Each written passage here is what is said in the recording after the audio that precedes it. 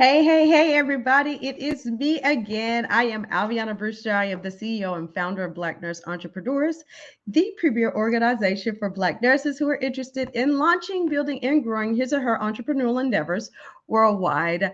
This month, I've been talking very heavily about customer retention. And today, I specifically want to come to you and talk to you about stop the churn. Some of you guys don't even really know what that even means. What does churn even mean? I had a business coach one time was like, what does that mean? So basically, you want to stop people from leaving out the back door of your company, whether it's service based or product based or whatever. You really want to focus on bringing people and keeping them in your company and bringing them back over and over and over. So how is it that we can retain them and keep them from going out the back door quicker than they are coming in? So we want to stop that churn rate from happening, okay? And so I want to just talk to you really briefly about this topic and hopefully give you some actionable things that you could take and put into your business today to help to stop that churn rate and increase your retention rates, thus helping you to grow your company, okay? Again, we don't want people leaving out the back door quicker than they are coming through the front. That is a scary thing. It's happened to me. It is very scary, but hopefully some of the things that I tell you today will help to prevent that from happening. All right. Okay. Let me dive right into it. So the first thing is, one of my coaches always says this, and it is so very important, is to consistently relay and communicate to your audience the value and their benefits. People forget what they even sign up for. So you really want to stay top of mind and reminding people that they're here and they're paying this subscription, this membership fee for this service or whatever. They're paying for this for a reason. So you want to consistently remind them of where their money is going and how whatever you're providing for them will help them. But also, I want to make sure that you also act upon that thing. So don't just tell people this is what they're getting and not actively act upon it and making sure that they're having an awesome customer experience while they're utilizing your product or service. Okay. Feedback is very crucial and valuable. And sometimes people will not give you feedback. They may be, annoyed or don't see the benefit or whatever, but they may not give you their complete honest feedback until you really ask for it. And so consistently remember to provide ways to get feedback, testimonials, surveys, polls, things like that, so you can understand what is working versus what's not working. And you can act upon those things that are not working to hopefully prevent that churn from happening. Okay. How about improve your processes? This includes the whole entire spectrum of your company, from onboarding. How is it that as soon as a person pays, how do we welcome them in? How do we get them onboarded in delivering their services or products as quickly as possible? And then throughout, if they're an ongoing customer, how is it that we improve that customer experience and relationship that keeps them coming back for more? Is there ways that we can communicate better? We can involve them better. We can incentivize them better, maybe tweak some of our processes so things are not hard. People do not like hard, complicated things. I've learned that we don't read very well for whatever reason. We don't like extreme complex. So if there's too many rules and there's not clear-cut directions, people oftentimes will be like, I give up, I'm done. Sign me out of this. I'm done with this. And so you want to make sure that things are easy, simple, and is least complicated as possible in order to help them to experience your company at the best, right? How about customer support? When things are going wrong, or maybe when customers can't find stuff or they're having trouble figuring out something, they have questions, they need that extra help, that TLC or whatever. What does your customer support look like? How do you help people? Do you have a process? Do you have a person in place or something in place to help them to get the help that they need pretty quickly, and for the issue or whatever's happening to be resolved effectively and as fast as possible? So always remember the customer support and service. Like I said earlier, people don't like complicated and complex. And if it becomes too crazy, they'll just leave. It is what it is, right?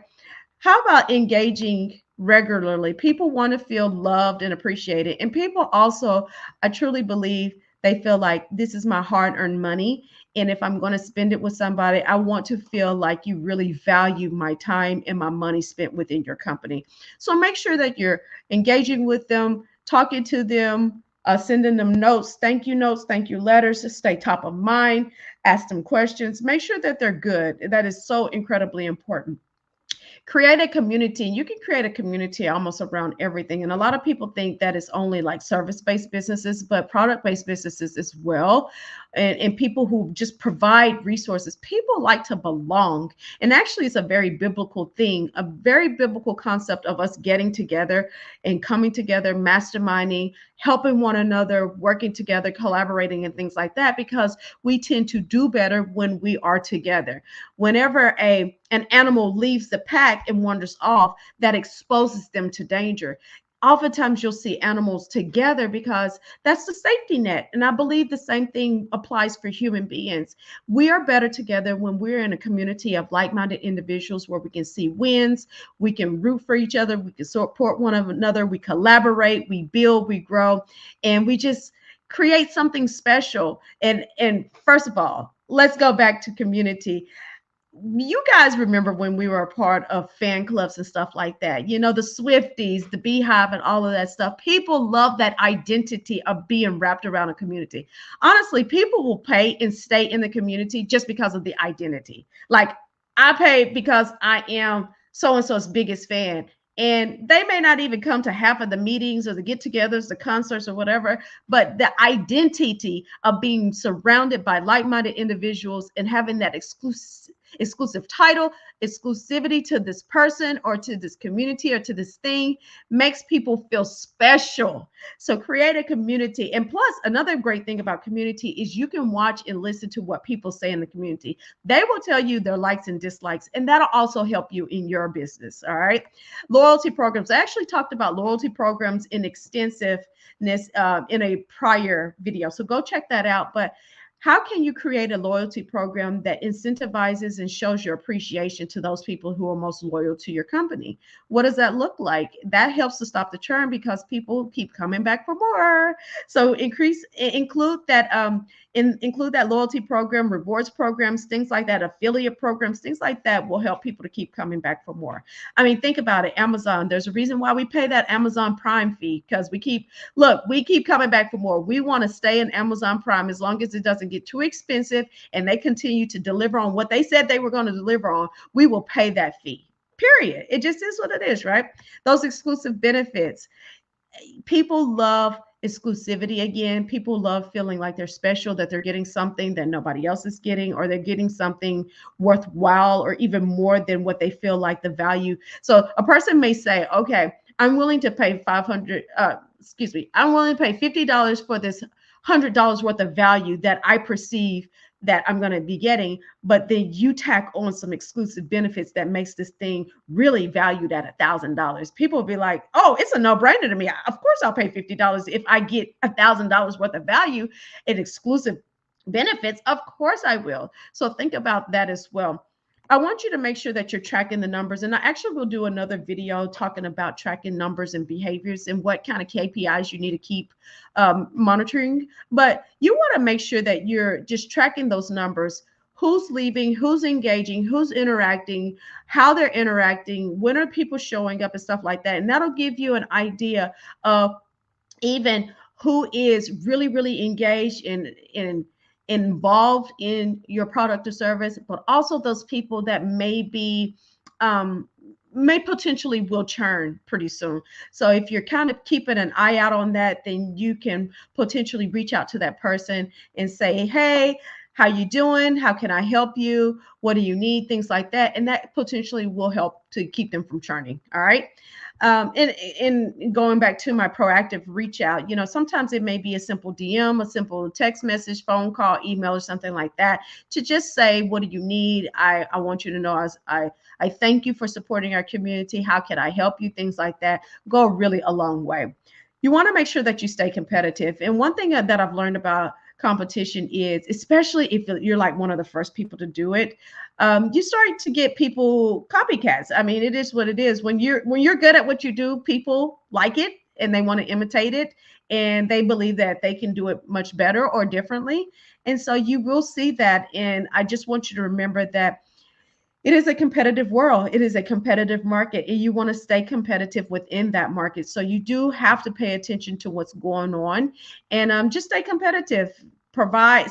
I do believe you need to stay true to yourself, true to your mission, vision, and values, and true to your customer base. But how can you stay competitive in the marketplace so that your customers continue to have an amazing experience as well as come back for more? Okay.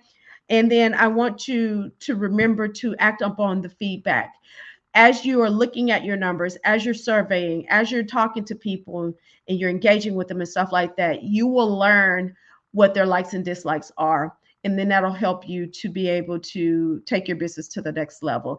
It doesn't make sense to listen to people and see what they don't like and then never act upon it or never improve in that process. So that feedback is so important, not only to have it, but also to act upon it in order to make the company better. All right. I hope this has blessed your spirit today. Small things that you can take to institute into your company today in order to build a better brand. That is what I was focusing on today. I hope that that helps you.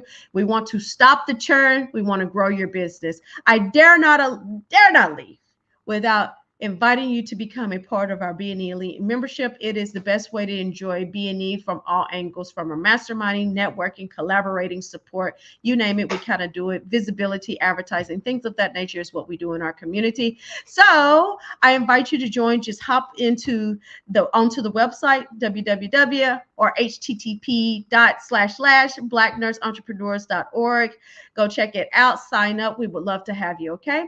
I hope this has blessed you. Make sure that you drop in the comments your thoughts, your feedback, or even some of the tips that you've done maybe in the past in order to help prevent churn in your company. I love to hear those things.